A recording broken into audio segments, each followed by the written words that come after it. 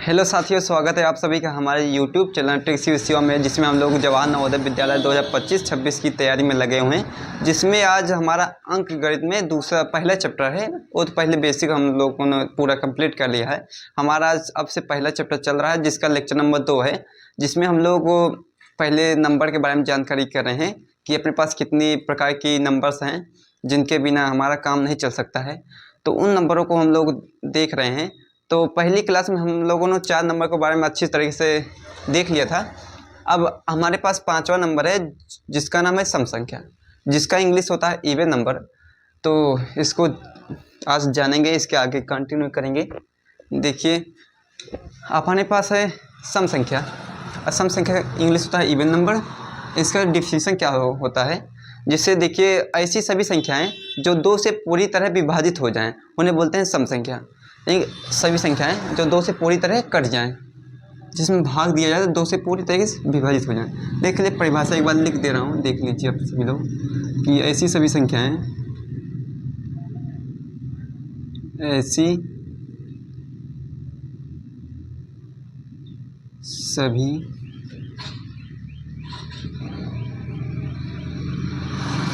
संख्याएं जो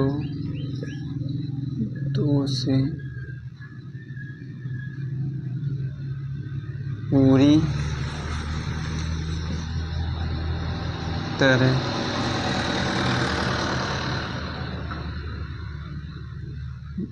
पूरी तरह विभाजित हो जाती हैं, विभाजित हो जाएं,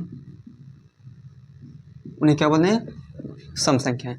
ऐसी सभी संख्याएं जो 2 से पूरी तरह विभाजित हो जाएं उन्हें क्या बोलेंगे? सम संख्याएं। इनका एग्जांपल देख लीजिए,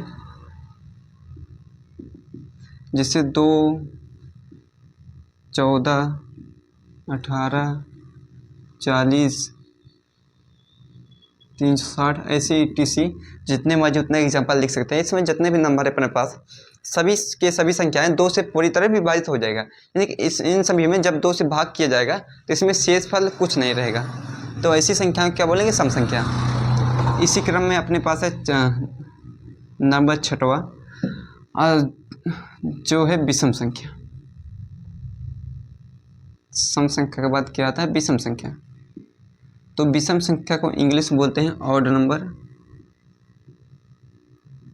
ऑड नंबर। इसका डिफिनेशन ये होगा, इसका विपरीत होगा। जो यहाँ इसमें डिफिनेशन क्या होगा, इसको देखिए। ऐसी सभी संख्याएं जो इस बार जो 2 से पूरी तरह विभाजित ना हो, नहीं जब 2 से भाग किया जाए उनमें तो शेषफल कुछ ना कुछ रह जाए। तो एक बार डिफिनेशन देख लीजिए। ऐसी सभी संख्याएं, ऐसी सभी संख्याएं, सभी संख्याएं जो 2 से पूर्णतः विभाजित ना हो,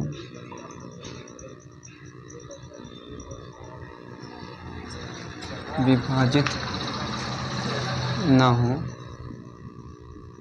उन्हें बोलेंगे क्या? विषम संख्याएं। इसका एग्जांपल लिख लीजिए अपने पास, जैसे 3, 7, 9, 11, 31, 333।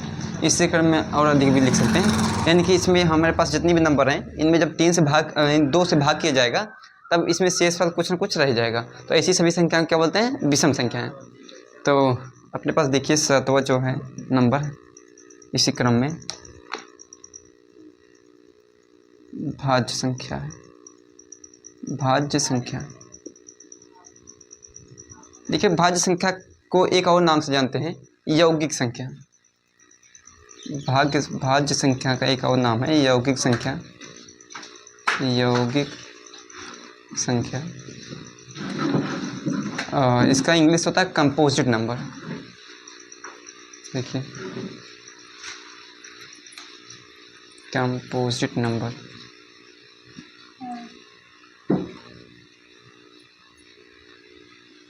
यानी कि भाज्य संख्या को यौगिक संख्या भी बोलते हैं। इसका इंग्लिश होता है कंपोजिट नंबर।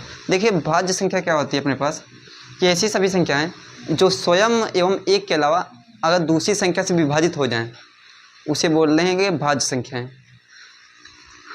तो देखिए एक बार लिख दे रहा हूँ एग्जाम्पल।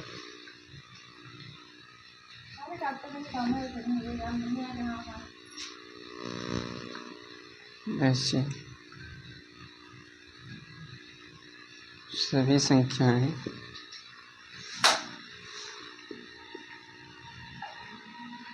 जो स्वयं व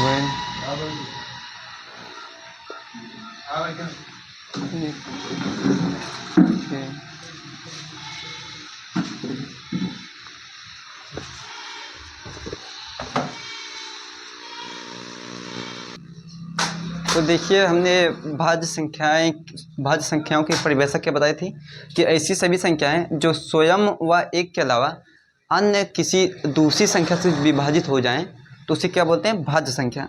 एक बार मैं परिभाषा पूरा कर देता हूं। देखिए ऐसी सभी संख्याएं जो स्वयं व एक के अलावा किसी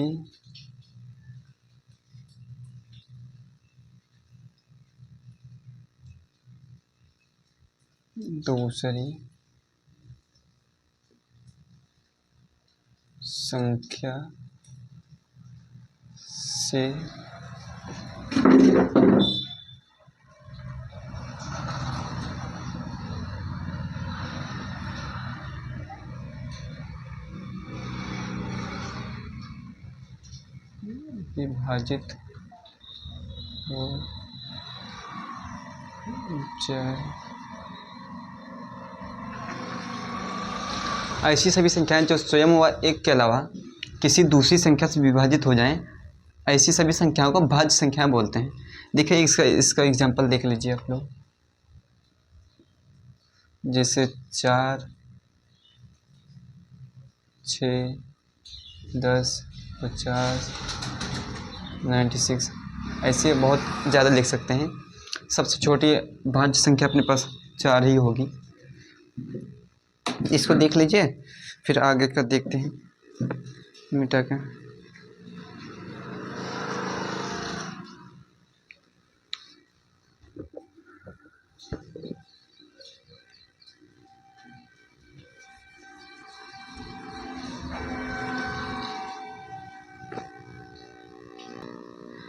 तो देखिए भाज्य संख्या के पास अपने पास है अभाज्य संख्या। अभाज्य संख्या किसे कहते हैं इस बार देखिए समझिए कि अपने पास ऐसी सभी संख्याएं जो स्वयं व एक के अलावा किसी अन्य संख्या से विभाजित ना हो तो ऐसी संख्याओं का बोलते हैं अभाज्य संख्या।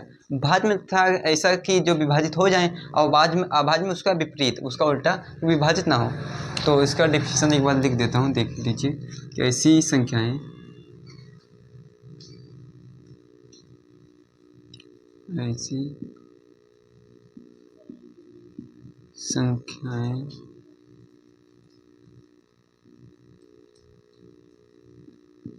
जो एक व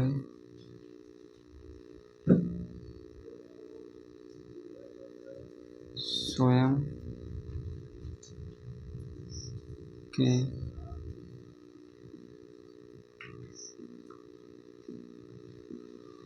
अतिरिक्त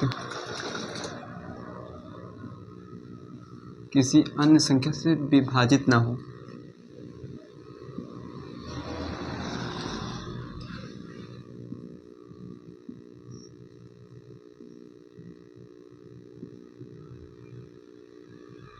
किसी अन्य संख्या से विभाजित ना हो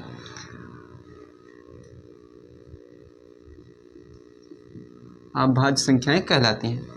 इसका एग्जांपल देखिए अपने पास है। जैसे 2, 3, 5, 7, 11, 13, इसी क्रम में चलते जाएगा 17, 19, यानी कि ये सब ऐसी संख्याएं हैं जो स्वयं से कटेंगी या फिर एक से कटेंगी, इसके अलावा अन्य किसी संख्या से नहीं कटेंगी। तो अपने पास सबसे छोटी अभाज्य संख्या 2 होती है जो कि एक सम अभाज्य संख्या है। 2 सम भी है और अभाज्य संख्या भी है, इसको बोलते हैं सम अभाज्य संख्या। तो अपने पास है अब 9वें नंबर पे भाज्य देख लिए अभाज्य, इसके बाद है सह अभाज्य संख्या। सह अभाज्य संख्या। देखिए सह अभाज्य संख्या का इंग्लिश जो होता है को प्राइम नंबर होता है। को प्राइम नंबर। देखिए को प्राइम नंबर यानी कि सहभाज्य संख्या क्या होती हैं? ऐसी सभी संख्याएं जिनका दो पेयर रख लिए, दो संख्याएं ली जाए, ग्रुप में ली जाए यानी युग में लिया जाए, और जिनका एचसीएफ यानी कि महत्तम समापवत 1 हो, ऐसी सभी संख्याएं सहभाज्य संख्याएं कहलाती हैं।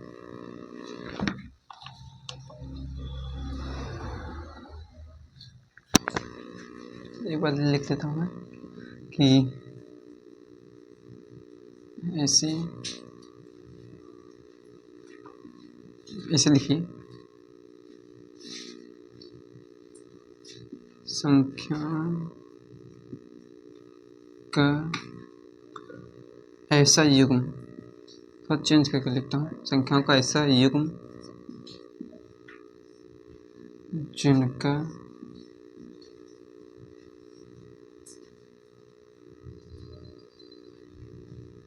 एचसीएफ या फिर मासा महत्तम समापत मासा 1 हो,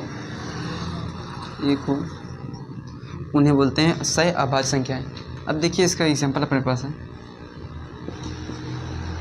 इसे 2 ले लीजिए, 9 ले लीजिए, इन दोनों का एचसीएफ हमेशा 1 आएगा। 5 ले लीजिए और 27 ले लीजिए, या फिर 3 ले लीजिए, 5 ले लीजिए और इसी क्रम में 4 ले लीजिए। तो ये सभी जो युग्म हैं संख्याओं की, इन सभी का मासद 1 होगा, और ये सभी संख्याएं कैसी संख्याएं? सह अभाज्य संख्याएं। इसके अलावा भी कई एग्जाम्पल हो सकते हैं, अनंत एग्जाम्पल हो सकते हैं, सभी को ध्यान से देखिए। इसके बाद अपने पास आता है परिमेय संख्या। तो परिमेय संख्या से पहले मैं उससे पहले एक संख्या बताना चाहता हूँ, भिन्न संख्या। उसके लिए इसको मिटाना पड़ेगा, मिटा के बताता हूँ, इसको देख लीजिए।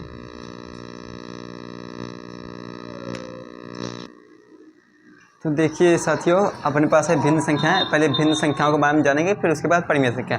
दोनों संख्याएं अपने आप में एकदम सेम है, हल्का सा चेंज है, उसको देख लेते हैं। देखो भिन्न संख्याएं क्या होती हैं? ऐसी संख्याएं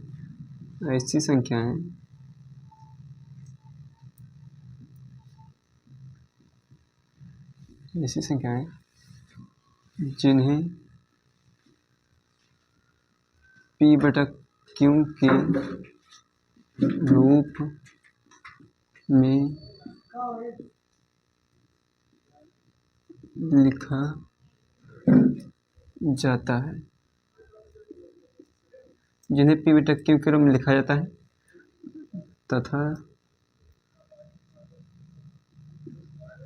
जहाँ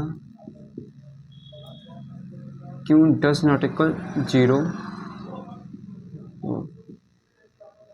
देखिए भिन्न संख्याएं क्या होती हैं, इसको ध्यान से देखिए। ऐसी संख्याएं जिन्हें P/Q के रूप में लिखा जा सकता है तथा Q का मान 0 ना हो। इसका मतलब Q का मान 0 के बराबर ना हो। तो देखिए जैसे एग्जांपल से समझते हैं, इसमें एक साथ और होती है। देखिए साथियों, भिन्न संख्याओं को परिभाषा हमने बताया, ऐसी संख्याएं जिन्हें P/Q के रूप में लिखा जा सकता है तथा जहाँ Q का मान 0 ना हो। इसमें एक और कंडीशन होती है, जहाँ P/Q हमेशा धनात्मक यानी पॉजिटिव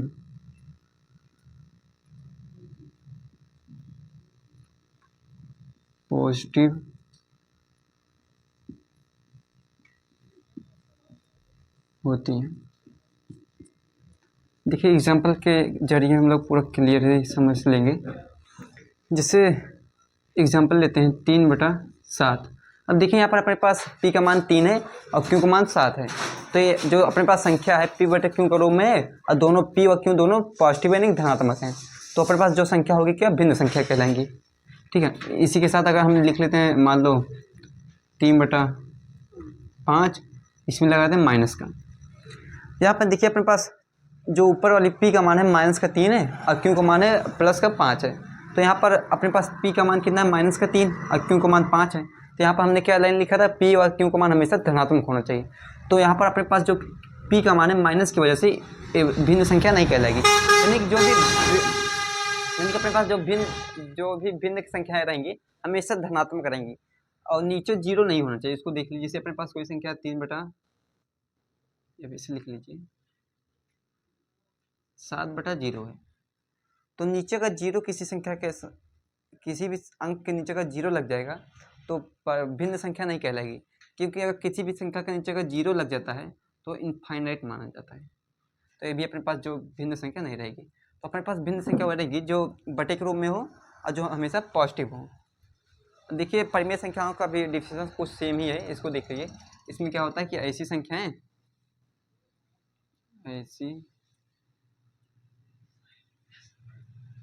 सभी संख्याएं जो p/q के रूप की होती हैं तथा q�0 हो। बस इसमें बस इतना ही नियम है कि ऐसी सभी संख्याएं जो p/q के रूप के हो तथा q का मान 0 ना हो। बस इसमें पॉजिटिव नेगेटिव सब चल जाएगा। एग्जाम्पल से स्पष्ट हो जाएगा। देखिए जैसे अपने पास है, मान लो 5/13 ले लीजिए, ए प्लस का 5/13 है। ये अपने पास देखिए p का मान 5 है, q का मान 3 है, 13 है। तो अपने पास परिमेय संख्या हो जाएगी 15/13 अपने पास एक परिमेय संख्या है। मान लो माइनस का ले लेते हैं 7/5। अब देखिए माइनस का 7/5 ये भी अपने पास परिमेय संख्या होगी, क्योंकि इसमें p और q का मान प्लस माइनस कुछ लिखा नहीं है। तो उसी पे जब माइनस रहेगा, यानी कि देखिए अगर माइनस का 7/5 है तो ये अपने पास भिन्न संख्या नहीं होगी, लेकिन परिमेय संख्या होगी। जिसे लिख लेते हैं मान लो -3। अब बताइए परिमेय संख्या है या नहीं। देखिए -3 अपने पास है, p का मान तो है लेकिन q का मान नहीं दिख रहा है। तो नीचे तो हम लोग एक लिख ही सकते हैं। तो नीचे हर एक संख्या के नीचे एक होता है। तो यहाँ पर अपने पास p का मान -3 है और q का मान 1 है। तो अपने पास परिमेय संख्या होगी। अपरिमेय संख्या देख लेते हैं। परिमेय संख्या यानी कि जितनी भी संख्याएं होती हैं सब परिमेय होती हैं, जो परिमेय नहीं होती हैं और अपरिमेय होती हैं।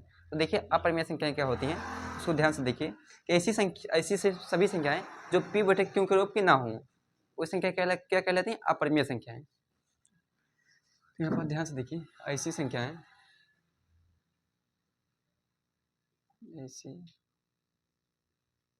सभी संख्याएं जो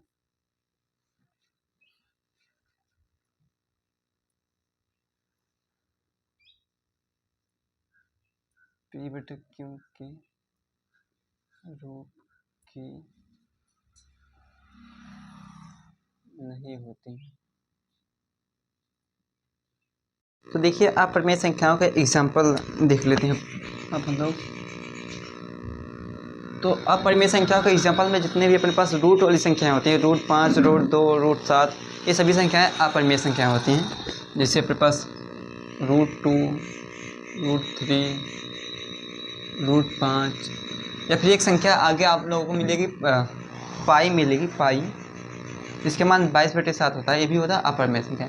बस हमारे पास एग्जाम्पल में इतने हैं।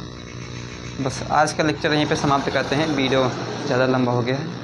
तो मिलते हैं इसे शानदार वीडियो में, तब तक के लिए धन्यवाद।